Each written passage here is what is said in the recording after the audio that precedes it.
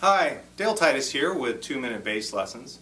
We're going to continue on our series on learning all the arpeggios, and we're studying now the dominant 7th arpeggio. Let's go to, as you've known in the previous videos, C. I want to keep everything starting on a common note so you can easily see which notes change to make other arpeggios. The dominant 7 arpeggio starts with a major triad. So in this case with C, you play the E on the 2nd fret of the D string and the G on the 5th fret on the D string. That's our major triad. But on top it has a minor 7th interval, which in this case is the B flat, which is the 3rd fret on the G string, and then the octave is on the 5th fret C. So very slowly a dominant 7th arpeggio is like this.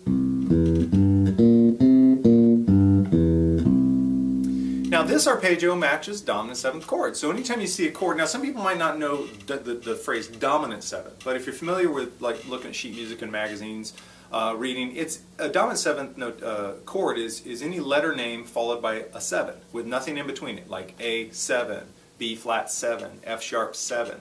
That's a dominant chord, and that chord has the chord tones of a major triad with a minor 7th on top. So to perfect and really get down the dominant 7th arpeggio, do like I suggest you do with previous ones. Move the roots around.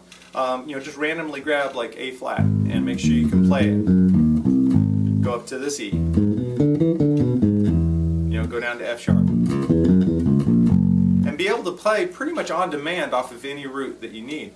If you can do that and do it quickly on various spots on the neck, then you're going to be prepared for chart reading or improvising over a chart and at least know where the chord tones are. I want to stress again, and I know I'm a broken record on this topic, but play these arpeggios plugged in to an amp so you can hear the difference. In fact, this would be a good chance at this level. We've covered 7 arpeggios, is play them all in a series and start with all on the same root. So if you start on C, play C major triad, C minor triad, C diminished triad, C augmented triad, C major 7, C minor 7, and the C dominant 7. Practice them all off the same root, and then practice them off of different roots, but in chains. So start with like C major triad, maybe go through the cycle of fifths, or C major triad, go to G minor triad, go to D diminished triad, A augmented triad, like that.